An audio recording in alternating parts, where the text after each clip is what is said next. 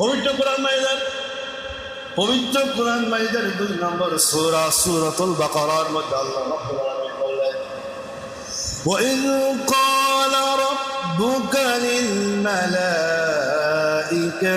إِنِّي جَاعِلٌ فِي الْأَرْضِ خَلِيفَةً। আল্লাহ রাব্বুল আলামিন বললেন, স্মরণ করুন সেই সময়ের কথা, ও আমার বান্দারা স্মরণ করো সেই সময়ের কথা যখন আমি ফেরেশতাদের কাছে বলেছিলাম পৃথিবীতে আমি আমার খলিফা বানাতে চাই। সকলে বলেন সুবহানাল্লাহ। আল্লাহ রাব্বুল আলামিন আমাদেরকে কি বলেছেন? খলিফা। কার খলিফা? আল্লাহর খলিফা। কার খলিফা? আল্লাহর খলিফা বলেছেন। খলিফা মানে কি? প্রতিনিধি। খলিফা মানে কি? প্রতিনিধি। আমরা কার প্রতিনিধি তাহলে? আল্লাহ রাব্বুল আলামিন। প্রতিনিধির কাজ কি? মালিকের যে কাজ, মালিক যে অর্ডার দেবে সে অর্ডারটা জমিনে কি করবে? সেটা কি বাস্তবায়ন হবে। যেমন কোনো সংগঠনের কিছু নিয়মকানুন থাকে না, সংগঠন আমির সাহেব এবং কোথাও যাইতে পারছে না, এই জন্য আমির সাহেবের পক্ষ থেকে একজন কি পাঠায় যায়? প্রতিনিধি পাঠায় যায়, এবং আমির সাহেব নির্দেশ দিয়ে দেয় যে এই কাজগুলি অমুক অনুষ্ঠানে যে এই বক্তব্যগুলি পেশ করে। প্রতিনিধি যে তাই দিয়ে দেয়, এবং প্রতিনিধি যদি আমির সাহেব যা বলে তার উল্টোটা করে, তাহলে তার প্রতিনিধিত্ব কি থাকবে? কথা বলে কি করে দেবে? দল থেকে বহিষ্কার করে দেবে। দলের যদি ক্ষতি হয়, ভাবমূর্তি যদি নষ্ট হয়, দল থেকে কি করে দেয়? বহিষ্কার করে দেয়। যে এখনো আমরা দেখছি যে কোনো কাজ করলে দল সংগঠনের উত্তেজনে এটা কি করা হয়? বহিষ্কার করা হচ্ছে। সম্মানিত হাজির, এজন্য আল্লাহ রাব্বুল আলামিন আমাদেরকে কি বানিয়েছেন? প্রতিনিধি বানিয়েছেন। প্রতিনিধির কাজ কি? প্রতিনিধি এই জন্য বানিয়েছেন যে আল্লাহ রাব্বুল আলামিনের নির্দেশগুলি, আল্লাহ রাব্বুল আলামিন যে নির্দেশগুলি দিবেন সেই নির্দেশগুলি তারা নিজেরা মানবে এবং জমিনে তা বাস্তবায়ন করবে। জমিনে তা বাস্তবায়ন করবে। এই জন্য আল্লাহ রাব্বুল আলামিন আমাদেরকে কি বানিয়েছেন? খলিফা বানিয়েছেন। শুধু নিজে মানবে না, নিজে তো মানবেই, এবং সেটা সমাজ রাষ্ট্রে বাস্তবায়ন করতে হবে। সেটা এর জন্য তিনি আমাদেরকে কি বানিয়েছেন? খলিফা বানিয়েছেন। এখন এটা আল্লাহ সুবহানাহু ওয়া তাআলা ফেরেশতাদের কাছে উপস্থাপন করলো। ফেরেশতা তোমরা কি বলো?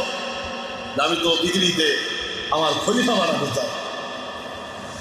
সম্মানিত হাজিরিন, এবার ফেরেশতারা বলল, قالوا أتجعل فيها من يفسد فيها ويسفك الدماء। ফেরেশতারা দ্বিমত পোষণ করলো। ফেরেশতারা বলল, আল্লাহ আপনি কি এমন এক জাতিকে সৃষ্টি করতে চাচ্ছেন যারা দুনিয়ায় এসে ফিতনা ফাসাদ সৃষ্টি করবে, রক্তপাত করবে? অতএব আপনার সৃষ্টি করার কি প্রয়োজন? কোনো প্রয়োজন নাই। وَنَحْنُ نُسَبِّحُ بِحَمْدِكَ وَنُقَدِّسُ لَكَ। অতএব আর আমরাই তো আপনার সকল প্রকার তাসবিহ পাঠ করছি, আমরাই তো আপনার গুণগান করছি, পবিত্রতা বর্ণনা করছি, আমরাই তো আপনার ইবাদত বন্দেগী করছি। অতএব কেন আপনি আবার মানুষ সৃষ্টি করবেন? কেন আপনি আবার মানুষ সৃষ্টি করবেন? খলিফা বানাবেন? আল্লাহ রাব্বুল আলামিন যে প্রস্তাব দিল, ফেরেশতারা সেই প্রস্তাবের সাথে কি করলো? দ্বিমত পোষণ করল। সম্মানিত হাজিরিন, তাহলে আমাদের সৃষ্টি করায় বাধা দিয়েছিল কারা? সকলে বলেন কারা? ফেরেশতাদের কি কোনো অন্যায় আছে? ফেরেশতাদের কোনো অন্যায় আছে? কথা বলেন। তা তো নিষ্ঠা, তাদের তো কোনো গুনাহ নেই। এরপর আল্লাহ রাব্বুল আলামিন তাদের কথা শুনেছেন। কথা বলেন, তাদের কথা শুনেছেন? তারা ইবাদত বন্দেগীতে কি কোনো ত্রুটি করেছে? কখনোই। আল্লাহ রাব্বুল আলামিনের কোটি কোটি ফেরেশতা আছে, এমন ফেরেশতা আছে যাদেরকে আল্লাহ রাব্বুল আলামিন বলেছেন নামাজে দাঁড়িয়ে থাকো, তারা কিয়ামত পর্যন্ত নামাজে দাঁড়িয়ে থাকবে। যাদের কোনো ফেরেশতাকে বলেছেন রুকু করো, রুকু অবস্থায় তারা কিয়ামত পর্যন্ত থাকবে, কোনো সময় রুকু থেকে উঠবে না। কোনো ফেরেশতা সিজদায় পড়ে রয়েছে, কিয়ামত পর্যন্ত তারা সিজদায় থেকে আল্লাহ তাআলা তাসবিহ পাঠ করবে। সম্মানিত হাজিরিন, এভাবে করেন এইরকম ফেরেশতারা যখন আল্লাহ রাব্বুল আলামিনের সাথে দ্বিমত পোষণ করলো, কিন্তু আল্লাহ রাব্বুল আলামিন কি বললেন? ক্বালা ইন্নী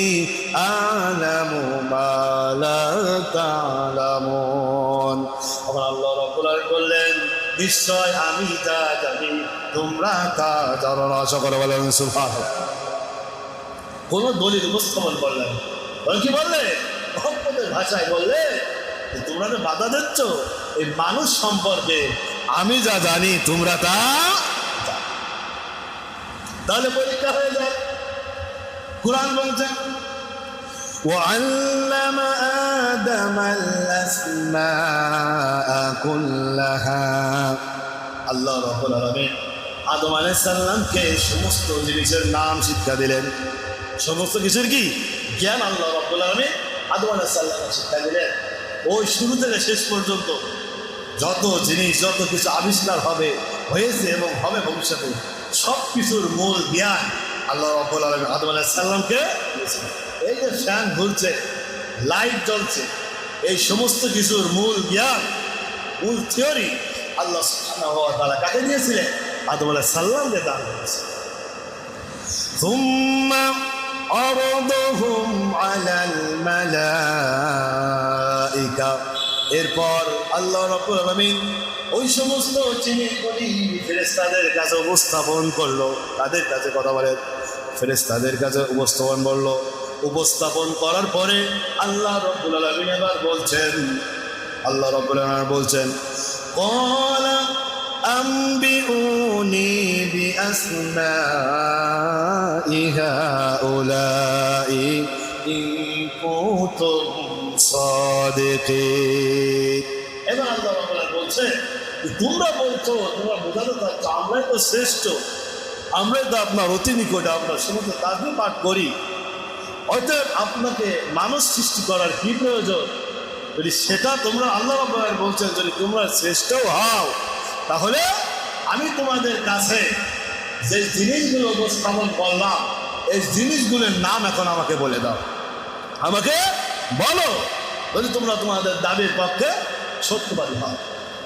এখন ফেরেশতারা দেখলো যে জিনিসগুলো আল্লাহ রাব্বুল আলামিন দিলেন একটাও চিনতে পারছে না, একটাও কি চিনতে পারছে না, অপরিচিত, নাম কিছুই জানে না। তখন ফেরেশতারা তো আর আমাদের মতো না, না জানলেও ওটা কয়ে দিই, হ্যাঁ, না জানলে উল্টো পাল্টাটা কয়ে দিই। হুজুর ফতোয়া জানে না, এগুলো না যদি বলি যে জানি একটা টেস্টিতে যাবো আন্দাজ বা ফতোয়া দিয়ে দিলাম, আন্দাজে কি ফতোয়া, এরকম তো না।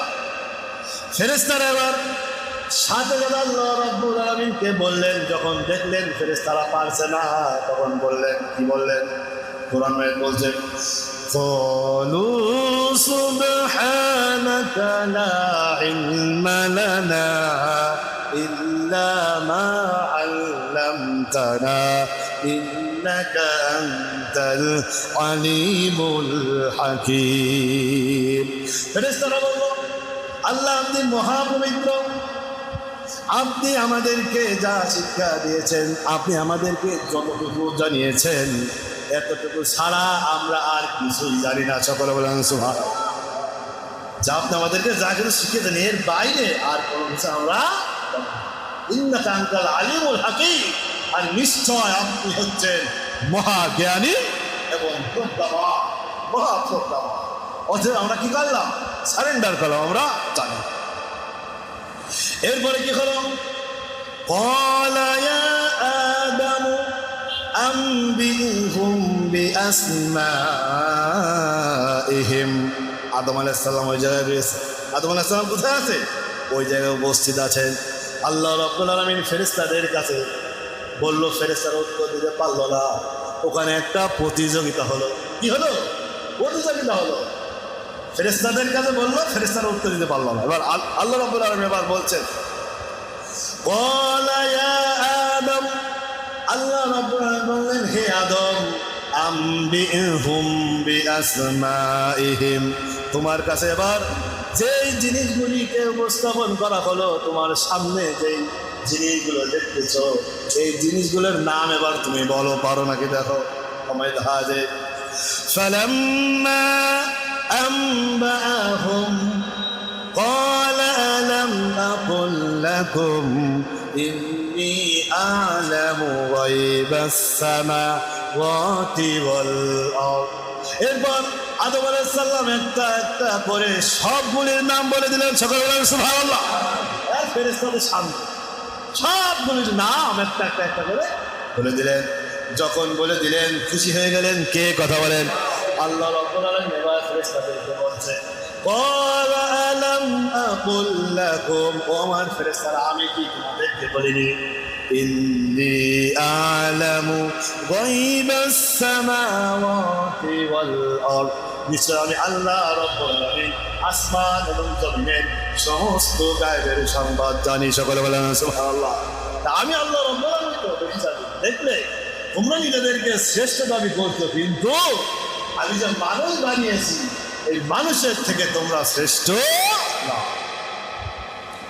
শুধু তাই নাই, ও আ'লামু মা তুবদুনা ওয়া মা কুনতুম তাকতুমুন, ও আমার ফেরেশতারা শুধু আমি ভবিষ্যতের কথাই জানি না, বরং তোমরা যা প্রকাশ করো সেই কথাও আমি জানি, এবং তোমরা যেগুলি বুকের ভিতর রেখে দাও প্রকাশ করো না, মনে মনে রাখো, এই কথাগুলি আমি আল্লাহ রাব্বুল আলামিন সব থেকে বেশি ভালো জানি। সকল বলেন সুবহানাল্লাহ।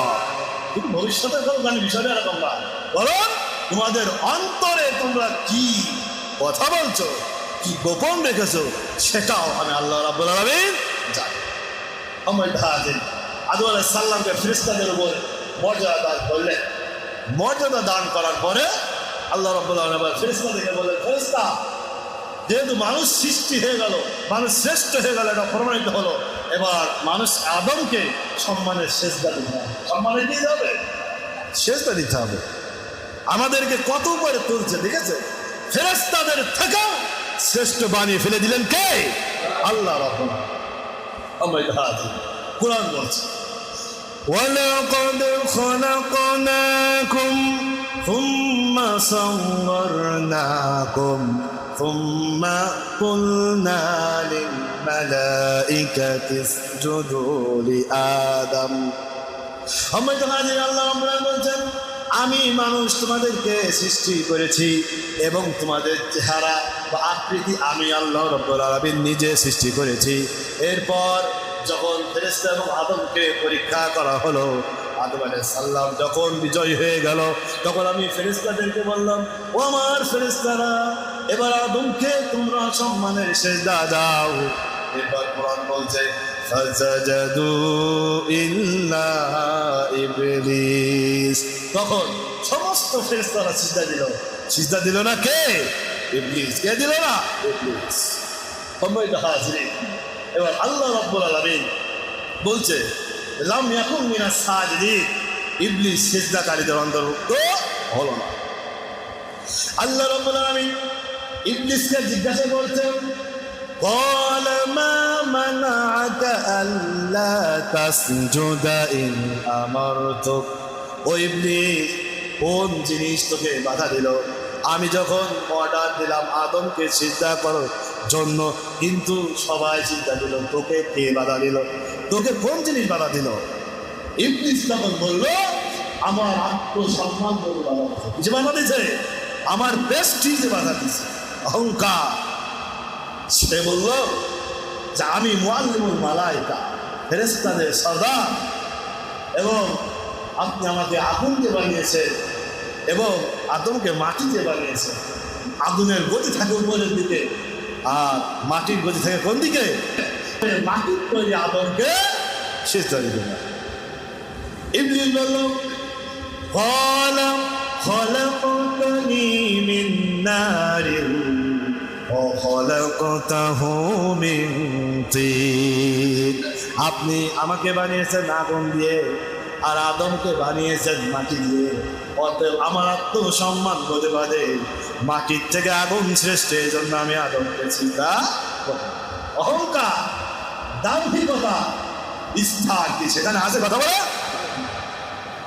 আল্লাহ রাব্বুল আলামিন যে অহংকার করে, হাদিস শরীফের ভিতরে এসেছে, সে জানো আল্লাহ সুবহানাহু ওয়া তাআলা চাদর নিয়ে তার আসছে।